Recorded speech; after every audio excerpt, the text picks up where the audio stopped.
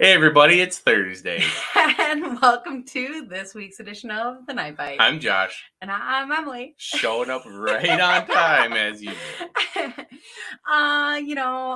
It's the evenings, it's the weekday. There is work going on, there is making dinner, there's all kinds of household stuff, and Josh is just so nice to be able to cue this show up. And hey, I come with old fashions, so That's you know true. what? I can't give her too hard of a time.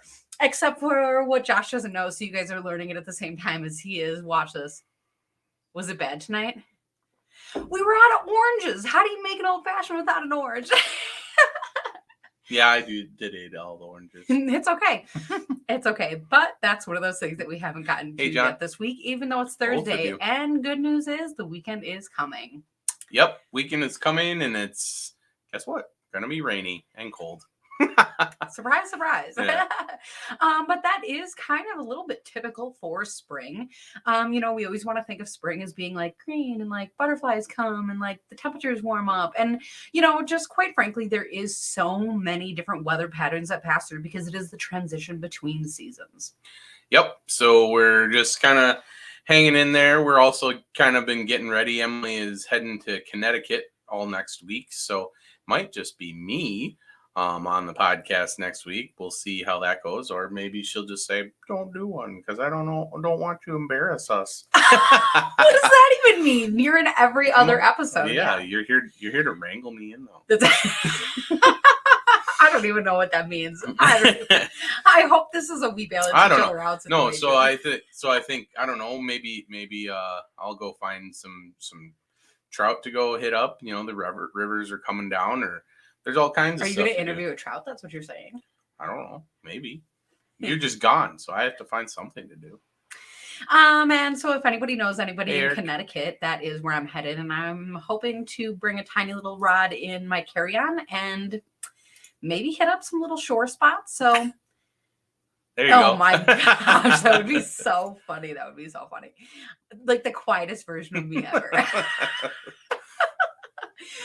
But that is kind of the fun thing is even though I'll be in Connecticut and hopefully able to explore some new spots, it is exploring. And I've heard a lot about, in Connecticut, they do this or they don't do that. And what I keep hearing is that they don't love panfish. So, I guess, does that mean I have a better chance of going out there and finding them or worse? Who knows? Yep. Who knows? So I guess, we are moving on and talking about spring almost. And I feel like I was going to say jumping ahead because we always start with a fishing report, but we don't even have a lake report because, to be honest, anything that we'd be sharing with you at this point, the last we talked with you, ice was still breaking up. And quite frankly, that is where we are at in our area. Most places are... I was going to say most places have open water, but then some of our favorite holes that we went and checked were still frozen as of a few days ago. So, it's easy to feel like every single place has open water and, spring is here. But we are still dealing with that not being the case. Yeah. We had a couple people check in with us. And just down the road, 5 miles away from each other, we have one lake that is deeper, but it's clear and it's completely open. A lake of similar size, a little bit shallower, still kind of deep, but has a little bit more stained water that has ice all the way across it. Edges, it's junk ice. You can't get out on it, but, so it ranges quite a bit. We drove about a half hour north of us and checked a couple spots. And some of the shallower lakes are open all the way. Some of the deeper lakes are closed. People checking in with us said, like Lac de Flambeau area, there's solid ice across the whole lake up there where they were. So, if you are still on ice, hit me up because I'm interested in ice fishing. Not this weekend, but next weekend. So it's kind of all over the place. Yeah, I guess it's just been busy getting ready for her trip out east and just getting stuff squared away here at the house. We only moved in here about 7 months ago. So it's like, Oh, hold on 1 second. No problem. So, it's... Oh, he's buried in this closet right now. He'll come out. Jackie will We'll get Yeah, him. give it a second because come he out. buried himself in the closet. But we're making excuses. Really, is what it comes down to. We could be out shore fishing or doing something like that. But we It's just not been busy. excuses because one of the things that we have been doing is maple syruping. And so in a traditional year and a transition of seasons, we would be doing syruping when the ice is melting, but the open water isn't quite here yet. And I know a lot of times that's when you hit the rivers right away. Sometimes you can't even do that yet. So typically maple syrup is a perfect transition between seasons. And this year it just became a hassle. I was going to say part of walleye season. It became a hassle, a barrier, but it's done. It was fun. We had some good times. Our parents, we both, her parents live 4 hours south of us. Mine live about 4 hours north. So it's hard to get them over to our place. We're usually visiting them, and we had both of them at our house in the same month. So that was really nice. But yeah, now it's time to get everything ready. I think tonight we want to talk a bit about like the organization of your fishing gear. So moving from winter to spring, how do you guys as anglers set up your garages or set up your fishing spaces? Like we're looking for not only ideas, but like maybe we can share some insight if you guys had a question, like, I'm having a problem with this, we're looking this is how I feel too. I hear you. We have a blank canvas, as far as our fishing garage and how to set that up. So I think we're going to talk a little bit about that tonight. If you're just joining us for the first time, or if you didn't catch last week, we're giving away some baits tonight. So I think up until, let's say, 7:45, there's the Fisher Cat. Apparently he's wiggly, so this is about as much as you get. So let's say up until 7:45, if you find the video on the Crappie Junction page, you post your screenshot of following us on Spotify, then you can be entered to win. We'll put up the random comment picker up here. We'll share the screen later on, and we'll get that sent out later on this week or early next week, depending on how things pan out. But somebody will get about $200 worth of baits and a really sweet Lakewood lure wallet. So stick around for that. Otherwise, you kind of want to chat about this organization thing we've been kind of going through? Well, one of the things that I noticed is, we did move, and so we are in a situation where we should have enough garage space. But I think one of the things that we're struggling to store, certainly rods are always one of those things because there's quite a few of them and they're delicate and they're bulky and they're all of these different things. I guess what besides rods? I guess that's the thing is like it's hard to categorize it. You need all the things. They're all different pieces. I don't know, like how do I get shelves? Do I hang it up? I have ice fishing. I have open water, and right now it's a conglomerate in my garage. Yeah, so here's kind of where my brain goes with this. So for us and a lot of you, like it's really difficult to put all of your ice fishing stuff away. Because it's so applicable during open water season too. So that has to do, with your tackle, some of the other tools you use during ice fishing season, but then, stuff like you mentioned, rods, like I want to hear ice scoops, like that kind of stuff that can be put away and but like for us, we have always stored our rods. We've either taken the hooks off of the eyelets or off of the hook keepers or cut them off completely and kept them in a case. But now we have room. We can hang our ice rods out of the case. So they're not locked up all season. We can store stuff in different areas where it's accessible. Like if we want, one of the things is like, we need to put Hyfax on sleds this year. So you can't completely put the sleds away if you want to do that, because you need to pull them down. So like, that's the kind of stuff that I'm thinking about when we're organizing our garage. Currently, it's in a heap all around our boat, and it needs to not be in a heap. And I'll be the first one to admit I am the least organized person in this house, including the pets. So I like to have all of my stuff. if I could live in a house with like a bed in the middle of the house and then all my stuff laying on the ground around it, I would. That's how I would live. I could see all my stuff. I know where it is. That's just me. But I can't. That's not practical. Nobody would visit me. That's why we have this. This is better than couples counseling. I had no idea. That's not what our house looks like. No, it's not. See, I do a really good job. Who's heard of those? They're called a shouse, like a shed house. Yeah. You know, it's all. That's what I imagine. They're cool. They're cool. I'm Yeah, not I'd against have them. a I'm not bed ripping on them. on a That's not what pedestal I'm with saying. I'm steps just saying down. that's All my what this stuff would would be. In. Yeah, that'd be awesome. I'd love it. Just a giant platform bed. I'd come visit, but I would not live there. See, I'm not the only one. Look at. I know you're not the only one. I think that's why anglers so often feel like that, though, is because organizing all of that is difficult. And the other thing is when you do get it all put away, I feel like that year you get it all put away, you're so excited, and then you take it back out, and that's the year that mice get in. And it's like, oh, it's so discouraging. Well, Ed's also talking about, putting stuff into bins. Bins are a great idea, especially ones with latches. So, in our situation where we can, make sure the lids don't pop open, we can keep them closed. Jonathan's saying here, selling rod holders. He has Nice. He has 25 rods hanging. See, look at that. Peg boards for ice rods. See, I have pegboard ready to go to put up in the other shop thing. Oh, here you go. You can tell that Josh is. I'm really just reading. Yeah. I'm over in our shop thing. Yeah, it's like a giant garage. So that Ed, that's a good option, especially like for us, we have the Lakewood medium cases. We don't use super long rods, and we don't overload our stuff normally. So like it would be a good option to keep stuff in there for the season. I'm just open to anything because, like I said, right now we can do anything we want.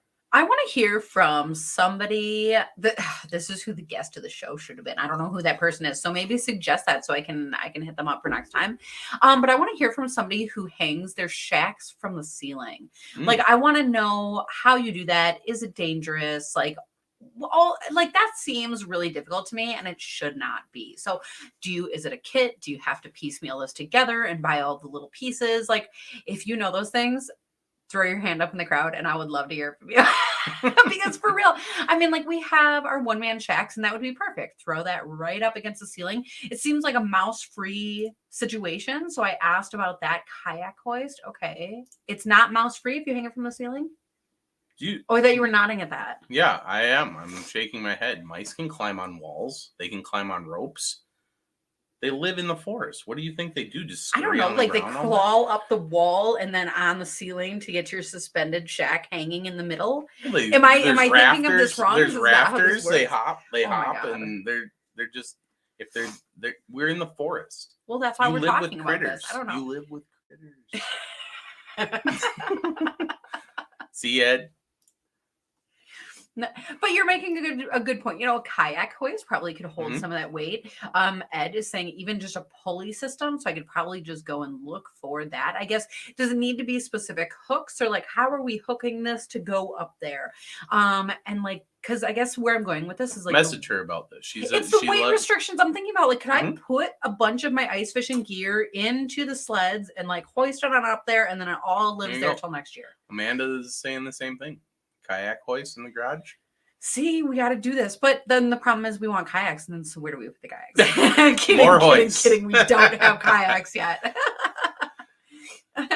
Oh my gosh, I am so excited that so many of you guys are doing this. I love these comments because that's actually really encouraging to do it. So I think one of the things that we have coming up this summer, well, you did a little tour of our lure lab and kind of when it was in disarray. Yeah, I think once recently, right? No, I did.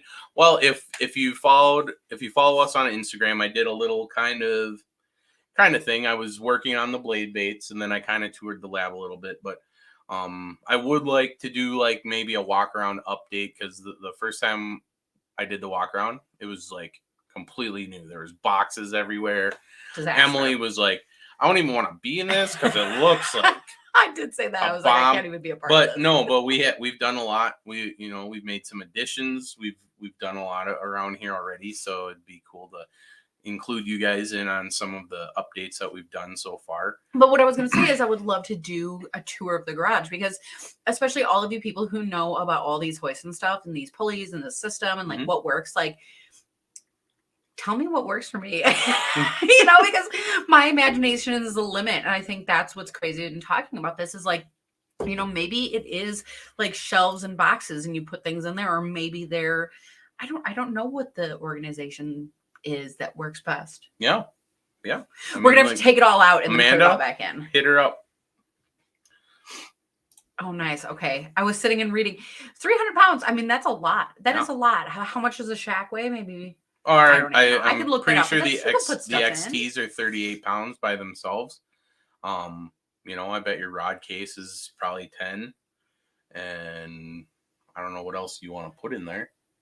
I don't know. Like I have an auger and a Vexler on a bucket, and the problem is I'm like carrying all this stuff for the dog and like an extra jacket and like snacks and water bottle. You're but not not all that keeping stuff all is of I'm not these. storing that. I'm just listing ice fishing. Now I'm thinking ice fishing. I'm totally off track. This is not. What am I going to store in there? No, you're right. Just a few Yeah. things. Just the things that you mentioned. Yeah, there really isn't that much, because we have all of our tungsten comes with us in the boat. Yeah. We keep the Vexlars out because we'll use that in open water. We bring the little baby hummingbird on the boat with us to mark spots, just to make it easier, so we don't have to take the stuff off the boat. I mean, there really isn't rods, or would be the only other thing you would put in there, but rods are nice to have off because if maybe you want to work on the rods, or you want to change reels, or I don't know. I mean, there's all kinds of stuff. We don't have kids, so we have all the room. We can put our stuff wherever we want. We have a whole attic in the garage that's empty. That's the problem, is none of the spaces are really empty. Yeah, they are. You haven't even been in there. Yeah, it's between maple syrup making and fishing and open water and ice and all the different things, beekeeping. Gosh, we gotta get some bees going. I don't know. We'll see how that goes. But with the move, I mean, fishing has really come first, and there's even a lot of that we haven't been able to do. So we're looking forward to that. The organization is a big thing, even inside though, because in our rod shop, there's a lot of stuff that we, I guess, need access to. So those same like rod holders and stuff that we're going to be using in the garage, I think we're going to get a whole bunch for in here as well. Yeah, I mean, we have a few decorative metal ice rod holders. They're functional, like they're decorative because they're cut out of metal. Remember those ones that we got? Yeah. Those can go those are really cool to put up downstairs. We could stick some rods in there. We started working with DeBro Fishing. DeBro Fishing has a system called Tracker Rod System. It's really cool. It uses T-nuts and aluminum track system, so you can adjust the width between your rods. So if you take the reels off your rod, you could stack a lot of rods in there. If you have wide reels, you can set them apart. So that's an option. Do you have a picture of that? I hate to put you on the spot, but it looks you like always you have... put me on the spot. I'm used to it. It's not being put on the spot anymore when I'm like sitting here ready for you to put me on the spot. See, that's why I asked. That's why we do this. So let's pull it up. Josh is getting DuBro Fishing. I was going to say, what is the website? Oh, just dubrofishing.com. That's so easy. Yeah, it's super cool. Share screen. Let's do that. How about like all kinds of screens going on here? Hey, there's the man. Smallies. That's the It's boss. almost Smalley season. Yep. Did I? Okay, well, that's a little bit off topic. DuBro Fishing has a little bit of a partner or sibling company, I guess, called Pine Ridge Archery. And I think I saw on Facebook that they have some jobs that they're hiring for. So if you are looking for some fun opportunities, I would also check out the Pine Ridge Archery side of things. But like you're saying, DuBro Fishing, here we are. Yeah. And they also have like a hobby airplane RC car thing going on. It's pretty sweet. I don't know much about that, but I would like to. All right. So here's the tracker rod. fishing rod rack. So there you go. Go back to the picture that has like 1,000 rods hanging. That's what we need. That's what we, well, I'm just saying, like, there's two of us and we have, you walleye rods and panfish rods and bobber rods and this and that. And it's like, not that I have a million of each kind, but you just, well, here we go they though. pile up. So see, there's the aluminum track system, and then inside there's a T bolt that goes into the back of this. You just tighten them up, and then you can slide them around, tighten them down wherever you want, and then you can put them on your boat, put them on the wall. So there, top, so you bottom. can get a track system, and if you have 3 rods, that's cool. great. Put them on Yeah. up, but then as you grow and build your collection, then that's something that you can add to, and that's really nice. Yep, and they come in a couple different colors: gold, white, and silver, I believe. Black. Oh, gold, silver, and black. There you go. Oh, and white. Oh no, teakwood. And then there's the ceiling, the one made specifically for the ceiling. So this is the hang 'em high ceiling. Everybody's hung them by the ceiling before. There's all kinds of stuff like that. So but that's another option. I mean, $25, you can hang up. What is that? 8 rods. There you That's a go. pretty That good is deal. actually pretty cool. But we just talked about the ceiling of our garage is going to be for the ice shack, so that would have to be a difference, really. Yeah. So there you go. That's it. I mean, pretty simple, pretty effective. Really cool. That's like too zoomed in. That's like Yeah, not helpful. it's- I'm trying to You imagine know. the size on people's cell phone, though. Like here on our giant screen, it's big, but on your cell phone, it's like this big. Here you go. Look at this. So, DeBro, that's the like the hobby stuff. Yeah. Pine Ridge Archery, DeBro Fishing, and Dewey Baits. Nice. Yeah, they have all kinds of stuff. Well, and talking about spring, you were The doing knot. a video on the fishing knot tying so this is the slip knot, the quick tie. Oh, that's the where's the other one?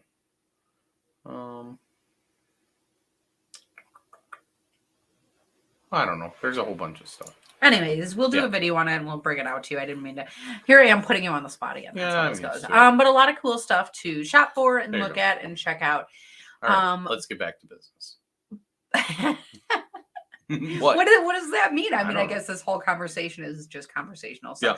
I don't know, what is business? Is like the day that we go and we like take everything out of our Hey, garage Ryan. and like Hey, Chad. try to organize it and put it back in. That's business.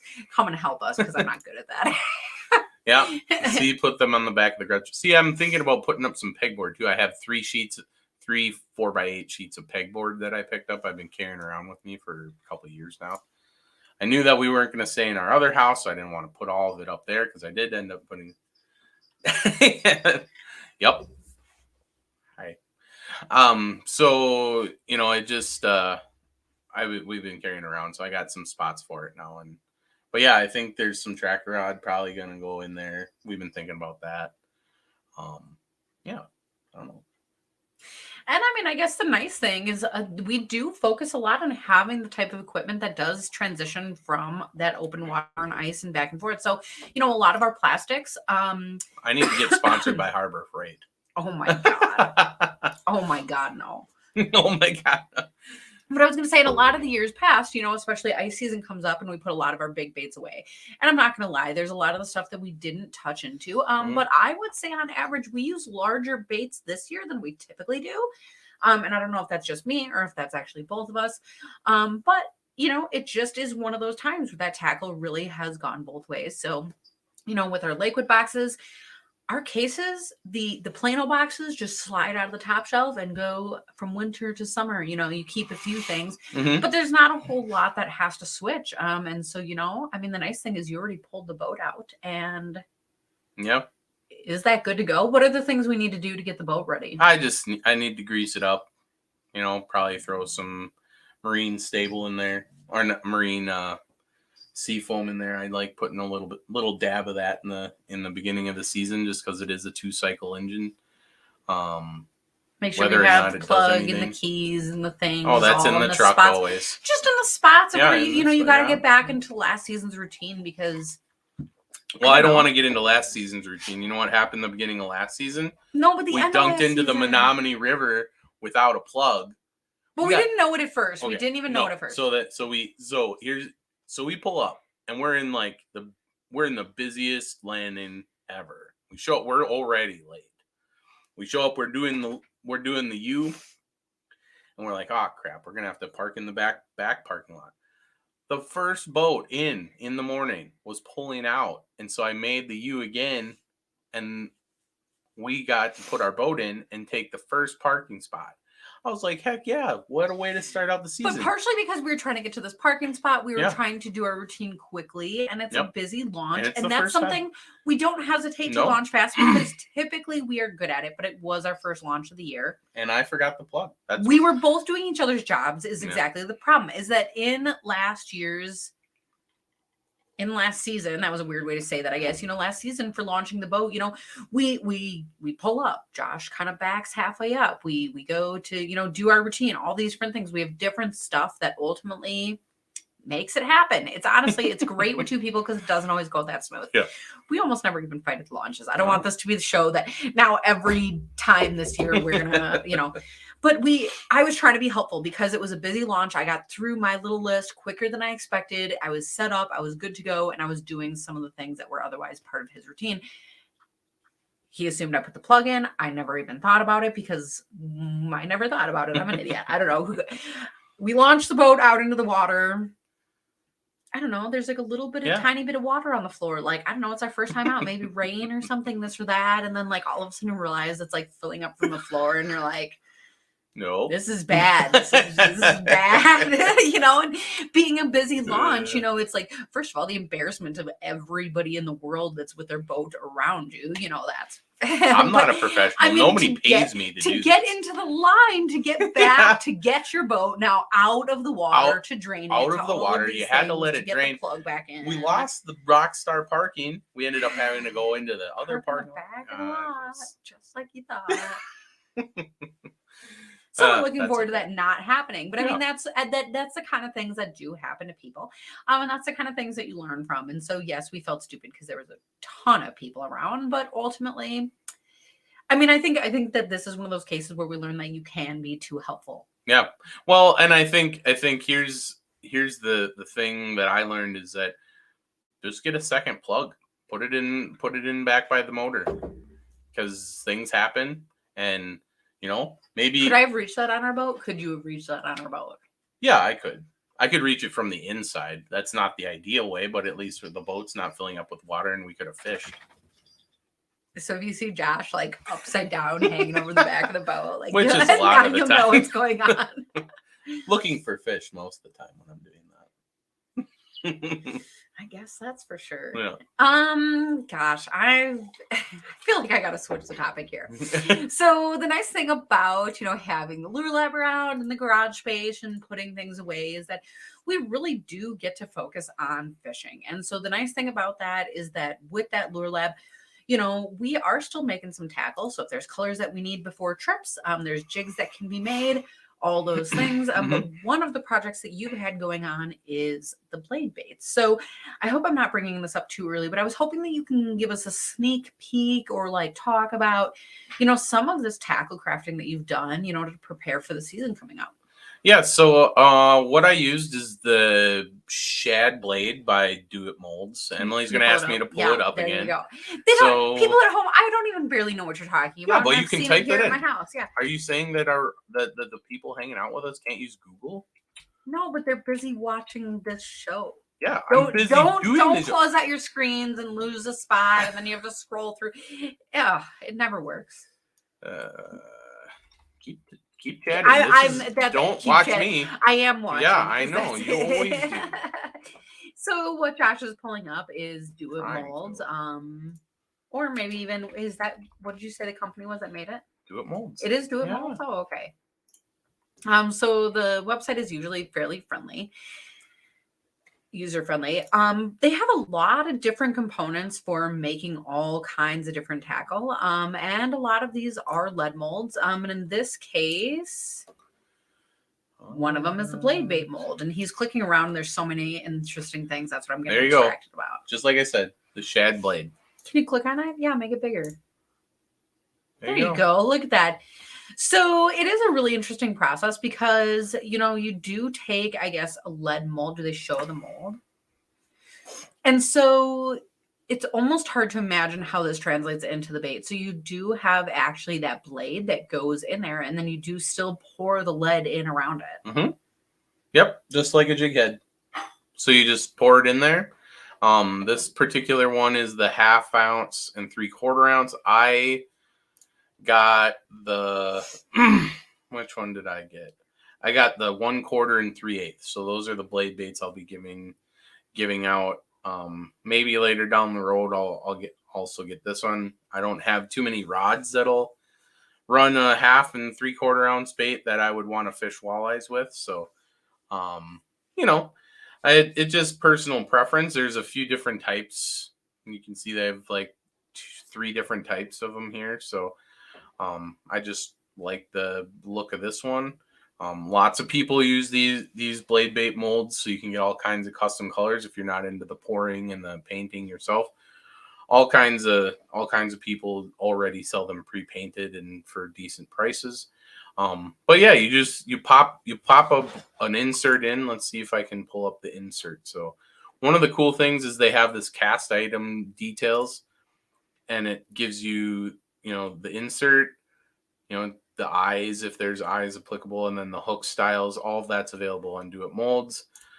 So these are the shad blades. You just pick out the one that you want, and then that pops right in. So this is the front bottom hook hanger. This is the back bottom hook hanger. This is where your line ties to. And then these two are just to keep the head in place after you pour it. So we got 100 of them. So I just poured all 100 at one time and painted a bunch of them. We left a few blank just in case we wanted to do some repeat colors. And yeah, that's really all there is to it. I mean, I think I cranked all 100 of them out in about an hour. It took me a lot longer to paint because there was all of the painting that was done on the blade baits was powder paint. Just using some techniques to get the striping and to get the different color layers. Each mold, each bait, whether it's jig heads or swim baits or blade baits like this, spinner baits, they all paint differently. They all accept paint in different thicknesses and stuff. So just figuring out how to paint all those different things, it's just trial and error, and you get a lot of duds. Honestly, you get some that just look pretty ugly. Through making baits ourselves, I would say both of us have learned that fish really don't care all that much. It's what we like to look at a lot of the times is how we prefer to buy baits. There are some very simple variations that fish tend to lean towards, but I think making your own baits also makes you realize, like, you almost fish more simple tackle than you would otherwise if you don't make it. Because you're like, man, I spent all this time like making this really sweet jig head and like doing all that, and I ran out of that one because I only made 3. I ran out of that one. But the base color is pink, and then you catch just as many fish off of just a pink one. So that's something that we've learned. Well, it's the balance between catching fish and catching fishermen. Yeah. So I mean, but I mean, I think it also provides confidence, and so if you have confidence in it, by all means, get the most fancy bait you're gonna get because you're gonna catch fish on it because it's gonna be in the water. It just helped me. It just helped me be more confident over a wider range of things. I used to be really stuck into really single things, and like, this is what I need to use here. And now that I've gotten used to like just using up our crappy stuff, because we want to give away stuff to you guys or give away stuff to people at launch or kids or whatever, the nice stuff. We don't want to give away our crappy stuff because that makes us look like goons. But we'll use that stuff up because they're perfectly good baits and stuff. But just in doing that, we've learned a lot that like you can fish very simply as far as details and stuff, and be very successful as long as your lake or your river reading skills and your timing is on point. So if you sharpen those skills in fishing, you can be successful with anybody's tackle box. Right? You're looking at me. I don't. No, it's true. I was listening. I was just taking all of this in. I would say that you're right. I guess like going kind of farther back into what you were saying, it's not always necessarily about having the fanciest bait. And that's an interesting thing to hear you kind of reiterate, because certainly when we were at the Capital City Muskie School, they were talking about how a lot of those muskie baits, you are not trying to imitate something specific. You are simply trying to get that fish to see what you have out there, because as long as it's about the right size or color, there's a good chance it's going to bite. Whether that is hungry, like, or territorial, or, whatever it is in that season that's going on, that reason for the bite can change. But it really does make me kind of think they have such an action. You fish them and kind of, I feel like you but I think I think you're doing the same thing, like we were just saying for muskies, but here in this instance. And so I just love how you're talking about, the kind of keep it simple thing, because it works. Yeah. So with the blade baits, you can do two. You can do one of two things. You can cast and retrieve. So it's just like a short hop. You don't necessarily, especially when the water's really cold, like this whole spring, the water hasn't warmed up all that much over the last month and a half. It's starting to now, just because a lot of the snow has melted, a lot of the rivers have crested, so the water's kind of coming down and the temp is coming up. But you don't have to be super aggressive early season. You can just pop it back, reel up the slack, pop it back, or you can just bounce it off the bottom, keeping tension on your line. And a lot of times when you go to do the jig up, you're gonna have a fish that hits it, like, and that's why a lot of people like it, because it's a very physical, like, they crush it. It feels like it's crushing because you're already setting up and they go to hit it at the same time. So it's down and an up. It's a very fun bite. Um, Well, the nice thing about that is because of the size, in proportion to what is in the lake around it, it's the right size for multi-species bite. So even if you are out there targeting walleye, for example, there might be bass around that are going to bite. There might even be, I don't know, like a huge perch, maybe, like that would be mhm. so fun. I mean, you never know. Panfish could be out there, maybe huge bluegill. Like, you never know what is going to be that when you have that similar pattern to what's in.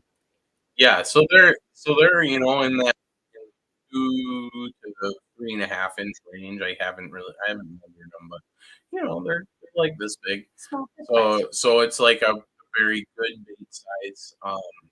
Me personally, I thought it was one of the touches I did on these blade baits, and probably I'll continue to do it in the future. I'm going to paint the whole body. I thought it was a good idea to leave the tail exposed. So I left about, a quarter of an inch or so of Where'd the they tail. go? Where are they right They're now? in the lure lab probably. But I left that tail exposed metal. So there's a little bit of a flash, but these lures are meant to be vibration based. A little flash doesn't hurt anybody. So Brian's asking you what species you fish. Well, I hate to give the stupid answer, but I would say like whatever is biting. And just kind of for that example of what I said earlier, you never know what you're going to catch in that multi-species situation, because a lot of times we are fishing plastics. And so, blade baits are whatever size they are that you're just talking about this whole show. Plastics that I'm using are often like a smidge smaller than that. And, depending on if it's a twisty tail, might have a lot of action. But, when you're imitating that tiny little minnow out there swimming like that, if you can match the right cadence, and so early season fish are moving a lot slower. Late season, they're moving a lot quicker. You control more, you can see more of the lake quicker. But again, anytime you're putting something out there that is the size of minnows in the lake, that's the thing, is those minnows, those schools, they get eaten, and especially those lone little minnows, they get eaten. And so, I mean, targeting panfish. But I think that's the thing, is like, to some extent, there's a lot of things that eat panfish, and so some people catch that as well. I've kind of been joking recently, I've never caught a muskie. How many people go out and they catch it on accident because they were panty fishing? And, I'm randomly wearing my Aquaview sweatshirt. We went out one time open water fishing and wondering why are the crappies swimming like so darn fast? And it was we put the camera on and literally saw a muskie. So whenever you are, I don't know, fishing for the rest of the system's food, those small fish that mix it, they get eaten, and obviously the larger panfish, hopefully they don't get eaten because I would like to find them and catch them and take a picture and throw them back. But I mean, I guess panfish is what we target. Crappies, I love that bite. But if I'm on a bluegill bite, I would say I almost love them more. So don't tell anyone. Yeah, I mean, I think my answer is similar but different. I target species appropriate to the season. So that's kind of where my speciesism as far as fish goes lies is in the spring, generally last part of March, depending on weather, all the way through May. I really like fishing walleyes. I like being on the river. I like talking to a bunch of people because there's a bunch of people on the river. Um, I don't fish walleye all that much during the rest of the season, so I like fishing spawn in the post spawn here in Wisconsin. But then, and it also gives me a chance to,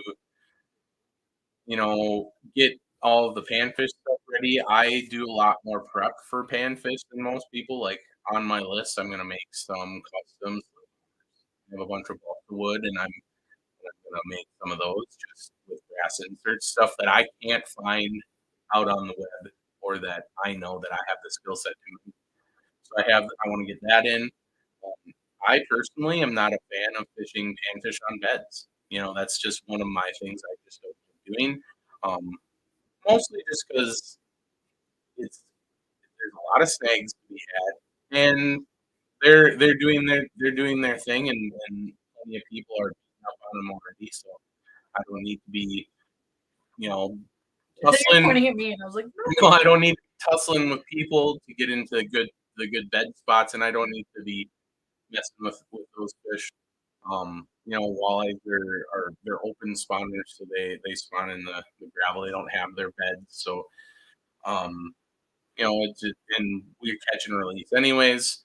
A lot of times with the panfish, if you pull a big bull off of its bed, other fish come in and snap up some of the eggs, and before you even get it back down, a lot of times happens with bass as well. So I just like to give them a little bit of a head start. They'll get to panfish in the later part of May or into June.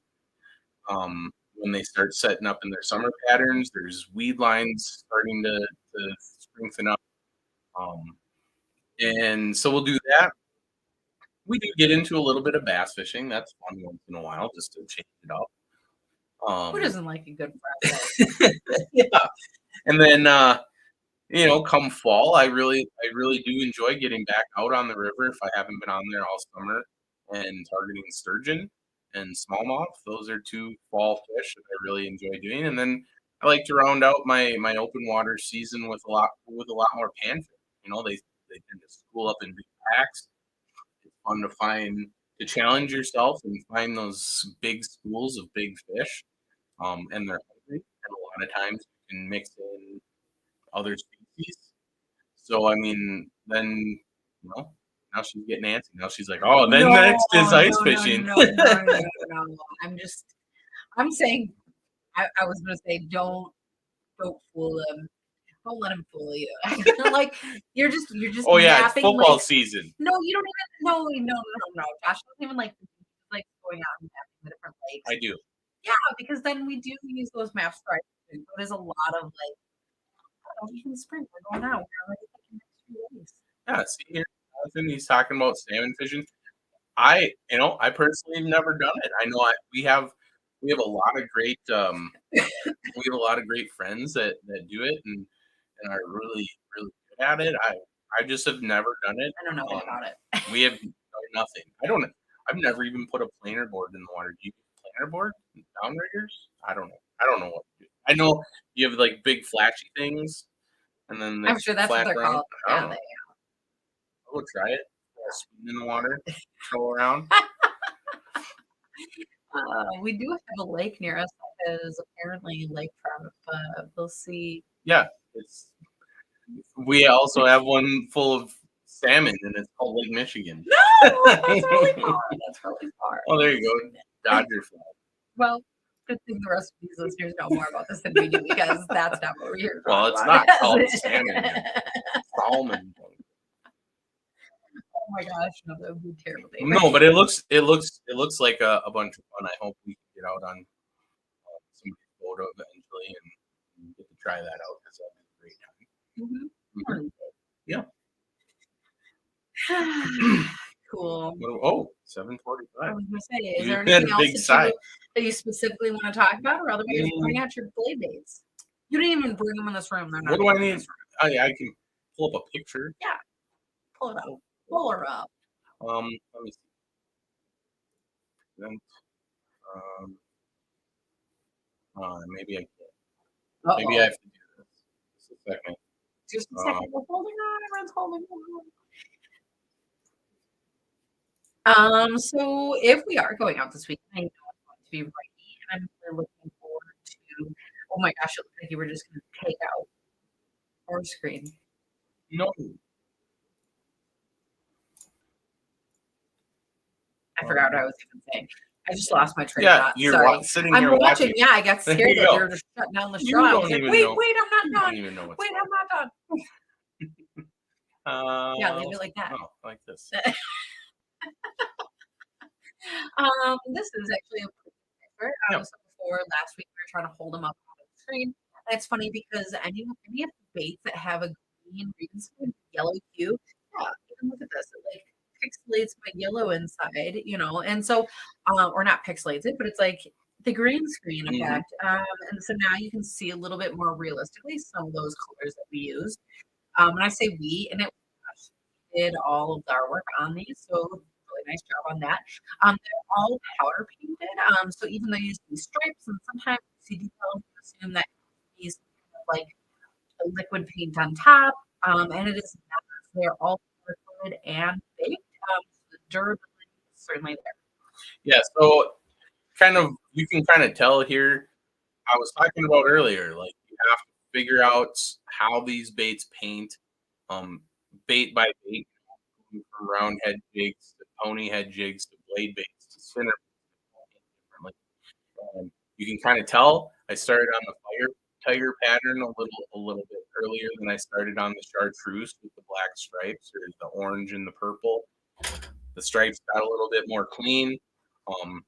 So what happened here was that between the orange, the chartreuse, and the green, there was a little too much paint, and so the stripes ended up. They were thin. Everything looked like these right here on the chartreuse one, and as they bake, the paint kind of melts, and so there's too much paint on these in particular.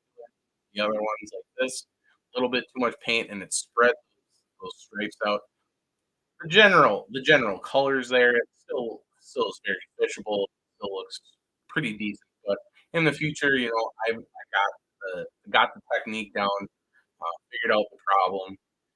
But these are still very nice baits. I'm particularly proud of the custom painted Wonder Bread. I don't own any Wonder Bread stuff except for now these two that I'm giving away.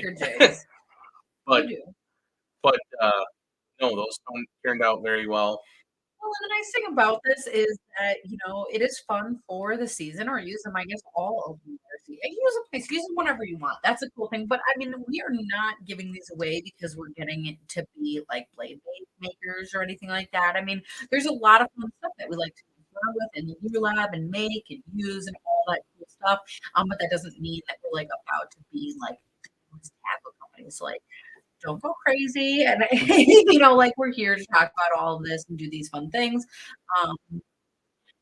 All right. Are you like clicking right away to like get a winner? Is this what we're doing right now? Well, so I just pulled up, I had it queued up. I put the URL in here for the video. That's. And you did say earlier. But I put the I put the URL in for the video. And I just clicked on get the comments. So there's 14 unique comments on there. And I said earlier what? That we were going to be running this until 7:45, so we Yeah. are past Yeah. So we're going to, without further ado,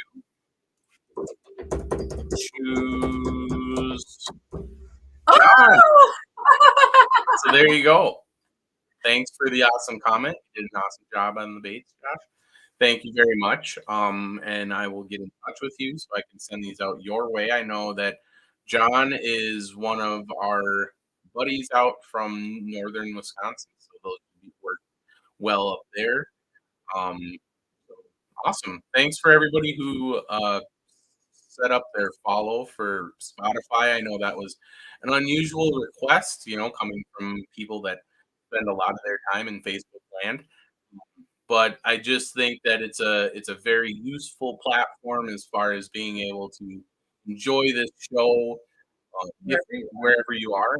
So you can download it and bring it with you camping or whatever if you want to listen to us. I don't know if I'd want to listen to me that long, but That's why I I'm just here. I just really Why we we're we really appreciate it, and I'm hoping with now that we have home base down, um, we have our lure lab set up. I'm hoping to get some plastic baits poured and some more jig heads and get some stuff stocked up so we can do a little bit more regular of a giveaway situation here.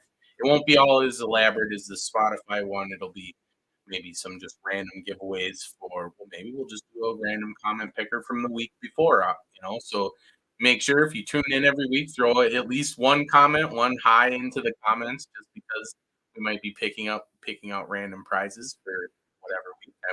We won't always announce it, but yeah, so that's awesome. Congratulations, Oh, I thought you were going to keep talking. No, I was I'm- waiting for more, and I was like, "No, this is awesome." I am waiting for that. Like, I'm looking for. I'm going to go comment on the last video. What do you win? You don't win any. You make your own. But that is really fun. That I'm like, oh, we could play some like a fun game. Like we can pick a number 1 to 100. It's like you get the right number, you get the bait. I There don't you know. Who knows? Who knows? So we'll look into some fun stuff like that and see what kind of fun stuff that we can do around that we can get out to you guys. Because certainly the point of the fishing equipment is to catch fish, and that's what we're all here for is the fish. So, I mean, I guess next week, like Josh was saying earlier in the show, I will not be here. I'm going to be in Connecticut, unfortunately, for work. And so if I am able to be honest with you, there's a time change. So maybe I can join in, or maybe I'm going to have to watch. I have to later. Yeah, that's true. Yeah, I don't just get to barge in like every other week. But then I might be with the comments in the comment section, and that'll be fun too. So I'm looking forward to next week's show if you decide to do that. Yeah. Otherwise, we will see you. I don't know. Otherwise, we'll see you the week after that. And yes, I don't have that guest lined up yet, and so we will soon, and then we'll be sharing that out with you guys as soon as we know as well. We love doing this fun time with you. With that, we appreciate all the time that you guys spend here with us and the comments and questions and different things along the way because that is always half the fun. On behalf of me and Josh and Fisher Cat, I feel like he's running around somewhere. Yeah. Looking forward to seeing you on next week's edition of The Night Bite. Night, everybody.